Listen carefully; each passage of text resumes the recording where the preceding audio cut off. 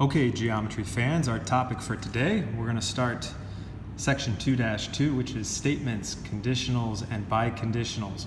So our objectives for today are to represent statements as if-then statements, represent statements symbolically using symbols, and then to write what's called the converse, inverse, and contrapositive of a conditional statement.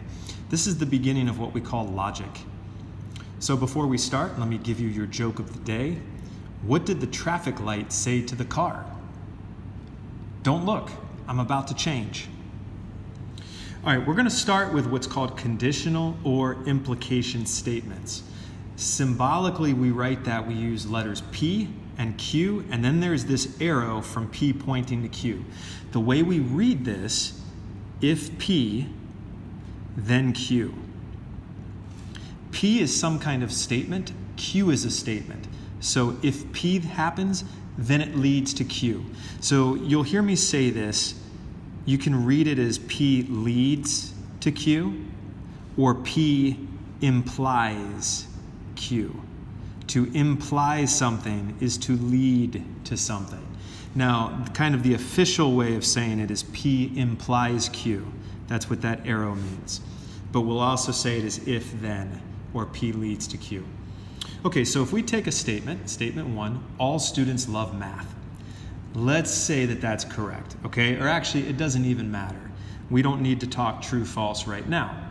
We can change this into what we call an if-then statement, or a conditional. If-then is like cause and effect. So you have the cause, and that leads to the effect. So we can say, if a person is a student,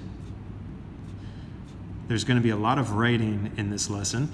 If a person is a student, then that person loves math. Then that person loves math. Now, the part of this, whatever comes after if, the first part, a person is a student, that is called the hypothesis. And we label that as P. Okay, P represents that. Whatever comes after then, so that person loves math, is what we call the conclusion. And we'll label that with Q. P implies Q. If P, then Q. So you'll notice you see some of the same words you might see in a science class. Hypothesis leads to a conclusion. All right, let's take the second statement. An angle that measures 40 degrees is acute. So can you turn that into a conditional? Well, what I would recommend is to pause the video, try to do this yourself, and then hit play and see if you agree. When you do this, we're going to go in order. So if an angle measures 40 degrees, I'm going to use an angle symbol to shorten it. We can use some symbols here. Then, what's the result? It's acute. It is acute. Okay, and that's actually true. Hypothesis, an angle measures 40 degrees. It is acute. There's your conclusion, P and Q. Now, some of the symbols, you're going to see a lot of different symbols here. The first one is called negation, or an easier way to think of that is the word not. It's this symbol here, this little wave. Now you might recognize this because in our first chapter we looked at what was called congruence. This is totally different. Okay, we're not using congruence here. That means not. So as an example, if statement P says, I love sports, the negation of P, you negate it, you put a not in there, I do not love sports. Example P, today is not Saturday. So if it's already negated, if you negate that, two negatives make it a positive. So today is Saturday. So if it's already negated, we don't put not. You just change it to a positive. So today is not Saturday. The negation, today is Saturday. Now a couple other symbols that we're going to draw up here in this space. If you see this shape, it's almost like an A. That is for and. If it's upside down, that is the word or. We use these for what we call conjunction statements, where we put two statements together, something and something, something or something. You may recognize this from English class. Okay, so these are for conjunctions. Another symbol that you'll see, not today, but in the next lesson, you'll see a pyramid or a triangle of dots. That means the word therefore, or in conclusion, and then we'll write something down, some kind of answer. We've already talked about the arrow. That means implies. There's another one, though, where the arrow goes both directions. And this is, we say that's if and only if. If and only if, which is what we call a biconditional. So bi means two. So it's a conditional statement that goes two ways. It goes left and right. An implication statement, normally, conditional just goes one way. Okay, we'll come to this later. We're not going to deal with that yet. All right, so let's take another example here.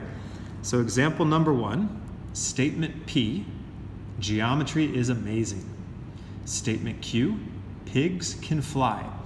Now, one of the things when you get into logic is you will get some ridiculous statements.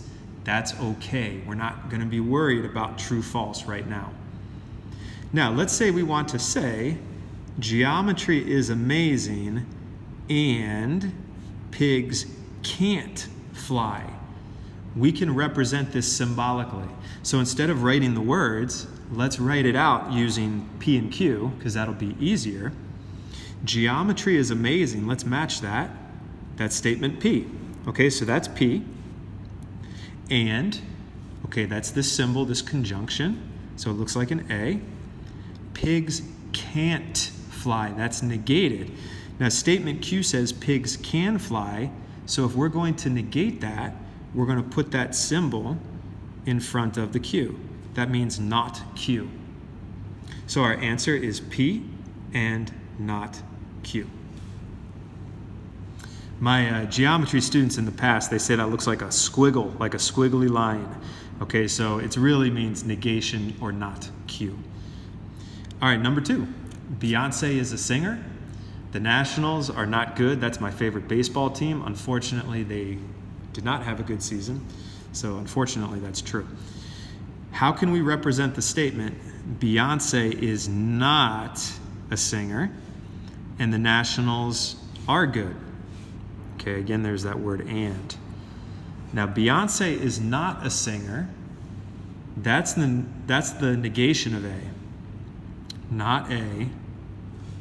And the Nationals are good, but statement B was the Nationals are not good. So if we say they are good, we're negating this. So that's also not B. So it would be not A and not B. That's our answer. This is kind of tricky because you're used to math and numbers, and suddenly we're using a lot of symbols. But that's logical thinking is a big part of geometry, and logic itself. You'll see these in the future if you ever take a philosophy class, if you ever get into law. Logic's really important. Okay, number 3, statement C. 3 is an odd number. Okay, that's true. And D says 7 is prime. That's also true. Write the statement, not C, the symbol D. So now we're going to take the symbol and we're going to write the words. So we're going to negate C. C says 3 is an odd number. So we'll say 3 is not an odd number.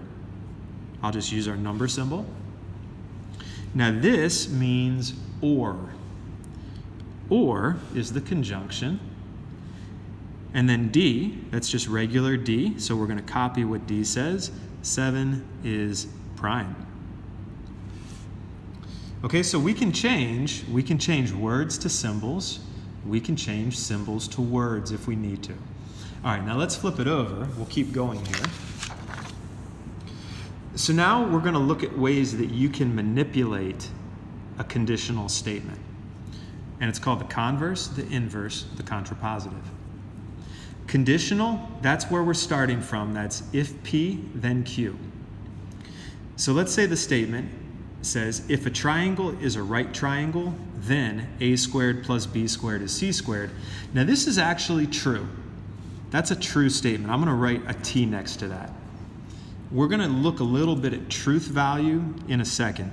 So let me underline the hypothesis, a triangle is a right triangle, and then the conclusion, Q, then a squared plus b squared is c squared. Now, the converse is to switch the hypothesis and conclusion. In other words, we're going to switch these two. So instead of P implies Q, we're going to write Q implies P. But the way I remember it is you switch. Now it's still if then. So I'm still going to write if to start. But now instead of a triangle is a right triangle, we're going to say if a squared plus b squared is equal to c squared, then P, a triangle, I'll use a triangle symbol, is a right triangle. That's the converse. So the converse is we switch the hypothesis conclusion. Now the inverse is we negate the hypothesis and the conclusion. Now again, inverse though, it starts from the conditional. Everything starts from here. If we negate both, it's not P implies not Q. Negation P implies negation Q.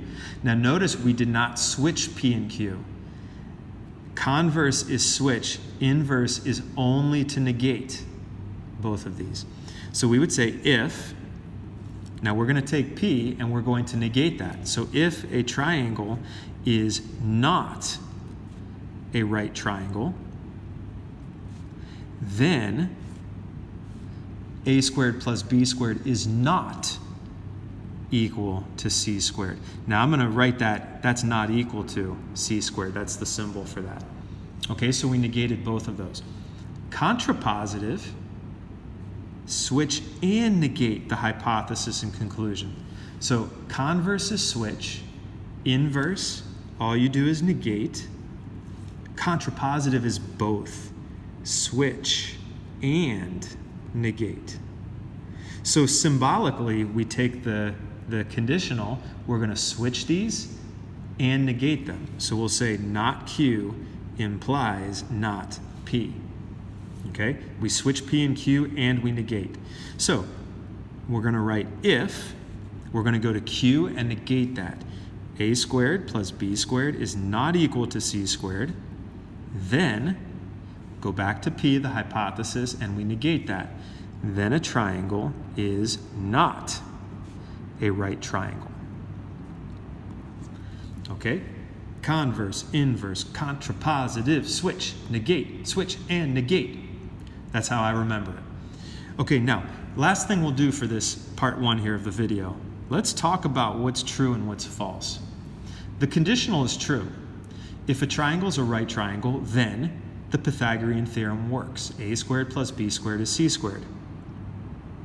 The converse, if a squared plus b squared equals c squared, so if that works, is the triangle a right triangle? And the answer to that is yes. If the theorem works, the formula, then it is a right triangle. So the converse is also true. The inverse, if a triangle is not a right triangle, then a squared plus b squared is not equal to c squared. Well, that's also true. If it's not a right triangle, then the Pythagorean theorem cannot work. So that's a true statement. And then the contrapositive, if a squared plus b squared is not equal to c squared, so if Pythagorean theorem does not work, then a triangle is not a right triangle. Yeah, that's correct. If the theorem doesn't work, it can't be a right triangle. So this is a situation where actually all 4 of these are true. Now you might be thinking, well, is that always the case? And the answer is no. So we're going to stop part 1 of the video. Let's go to part 2 and we'll see what happens.